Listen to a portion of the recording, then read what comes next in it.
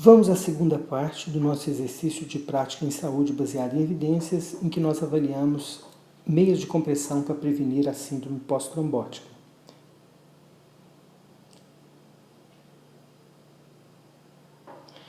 Na primeira parte, ficou claro de que a utilização de sumários e sinopses pode permitir que cheguemos a uma conclusão.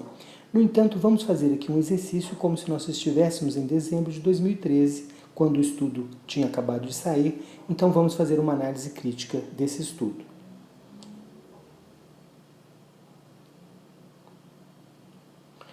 Os autores do SOX concluíram que meias de compressão elástica não preveniram a síndrome pós-trombótica após uma primeira TVP. Dessa forma, os nossos achados não sustentam o uso rotineiro das meias após uma TVP. Para avaliar se nós podemos confiar nesse resultado de ausência de benefício, vamos fazer uma análise crítica do RCT utilizando o método mnemônico Rambo, como a gente vai ver em seguida.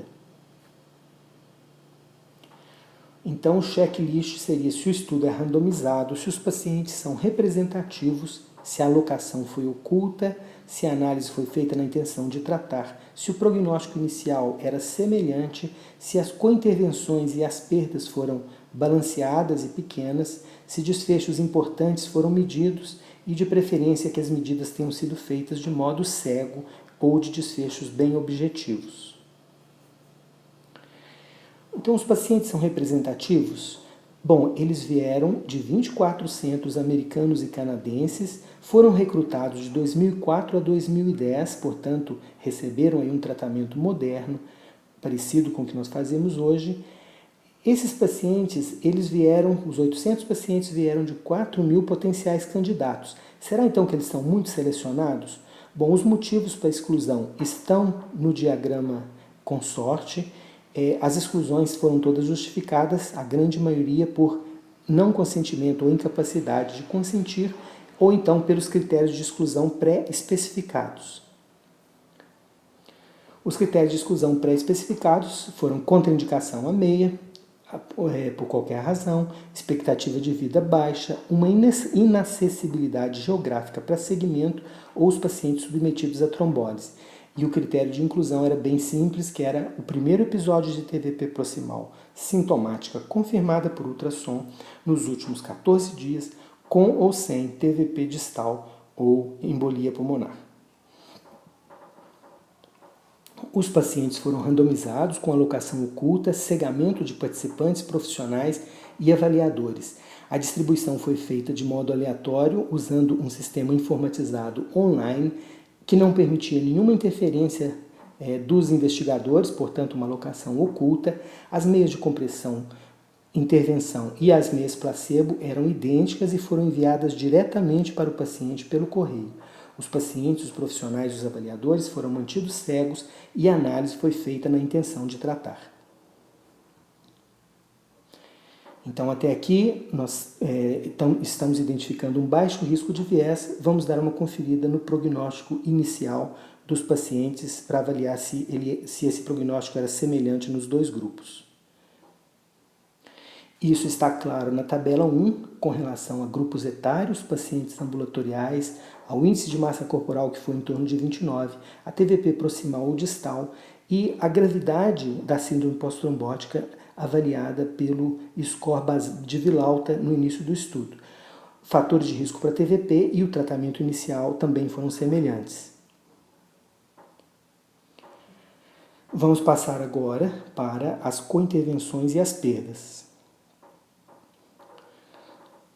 Bom, houve cegamento durante todo o estudo, as meias eram idênticas, como a gente já falou, meias 3/4, a intervenção e o controle iniciaram e a participação em até 2 semanas do diagnóstico, as meias eram trocadas a cada 6 meses e usadas por 2 anos. As medidas de segmento foram feitas com 1, 6, 12, 18 e 24 meses.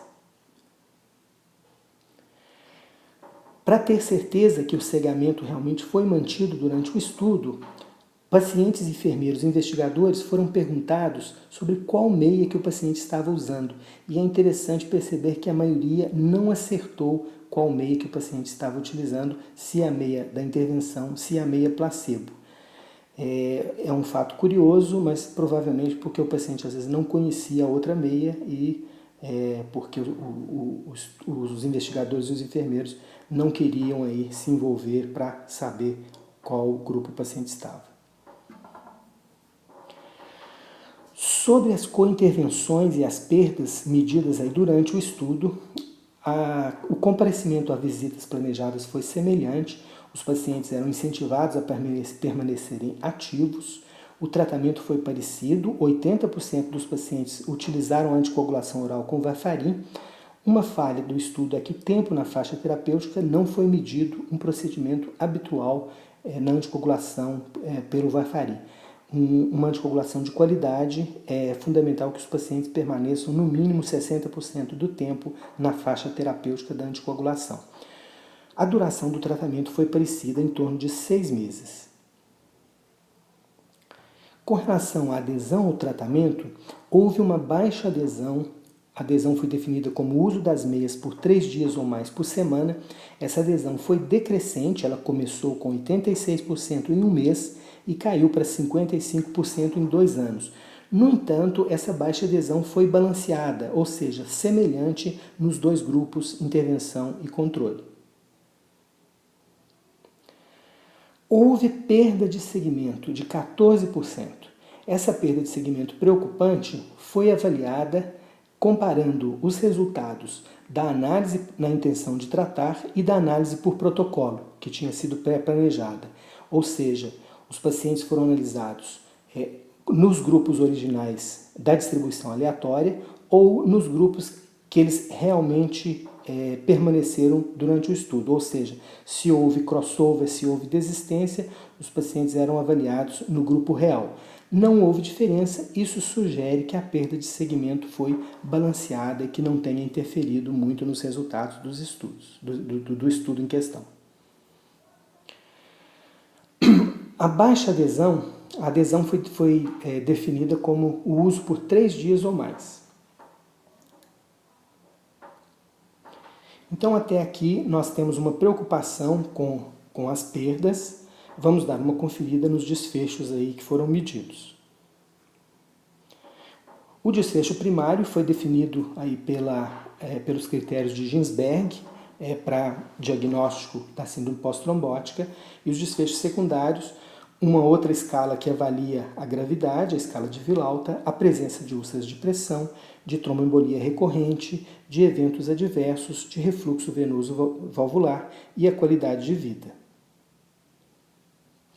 Os critérios de Ginsberg, vocês podem ver aqui, são bem simples, bem objetivos: dor ou edema ipsilateral e duração de um mês ou mais, e típico, pior no final do dia ou com tempo prolongado em pé ou assentado, melhor após a noite de repouso ou com membro inferior elevado.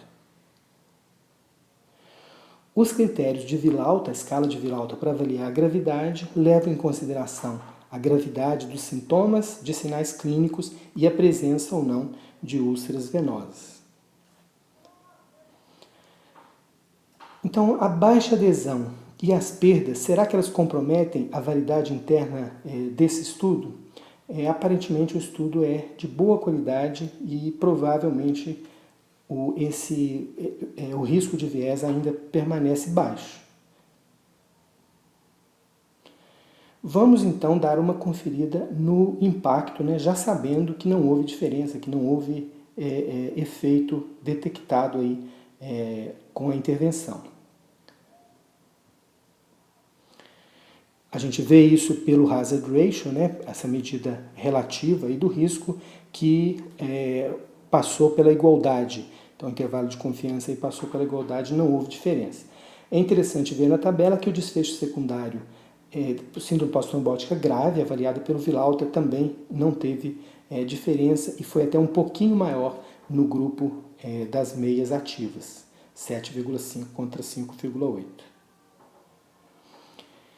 Então, a avaliação dos resultados, ela chama a atenção aí de que a incidência de síndrome pós-trombótica foi baixa nos dois grupos e até um pouquinho maior com as meias de compressão.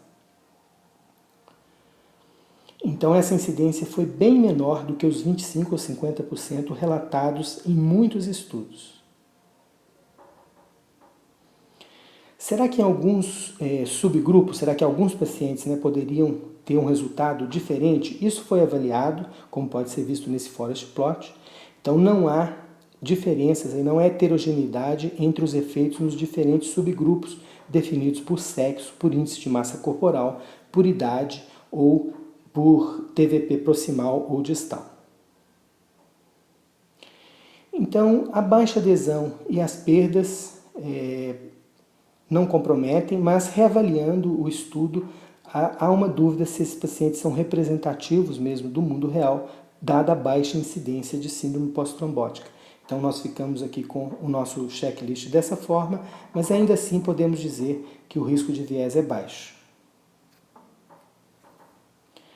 Alguns conceitos são importantes para a gente formar uma conclusão. Um deles é o poder do estudo. O poder do estudo é a capacidade que o estudo tem de rejeitar a hipótese nula quando ela é falsa e deve ser rejeitada, ou seja, a capacidade de demonstrar um efeito verdadeiro. E o poder do estudo depende do tamanho da amostra e da taxa de eventos. Outros conceitos, o erro tipo 1, alfa, que ocorre quando o estudo rejeita a hipótese nula quando ela é verdadeira, ou seja, demonstra uma diferença inexistente, demonstra um efeito falso. O erro tipo 2, ou beta, ocorre quando a hipótese nula é aceita, mas na verdade ela é falsa, ou seja, o estudo demonstra ausência de diferença quando ela existe, deixa de demonstrar um efeito verdadeiro. Então, como foi calculada a amostra e o que aconteceu nesse estudo? A amostra foi calculada baseada numa estimativa de que a síndrome pós-trombótica ocorreria em 30% do grupo controle e cairia para 20% no grupo intervenção, uma redução relativa do risco de 33%. Isso não aconteceu, a incidência foi menor do que a metade do esperado. Será então que ocorreu o erro tipo 2? Bom, o checklist, então, ele não muda. Nós vimos aí que o estudo tem baixo risco de viés, mostrando aí que não há impacto de uma intervenção comumente utilizada, e nós não estamos muito preocupados com a possibilidade do estudo ter deixado de demonstrar um efeito importante. Então, talvez as implicações mais importantes sejam essas, Será que nós tratamos os nossos pacientes como os controles do SOX desse estudo? Se nós tratarmos igual, os nossos pacientes terão uma taxa muito baixa, próxima de 12% de síndrome pós-trombótica e próximo de 5% de formas mais graves. Então, talvez a conclusão seja de que é preferível tratar bem os pacientes com trombose venosa profunda e não recomendar mais as meias de compressão tão difíceis de usar no mundo real e no RCT, como foi demonstrado pela baixa adesão.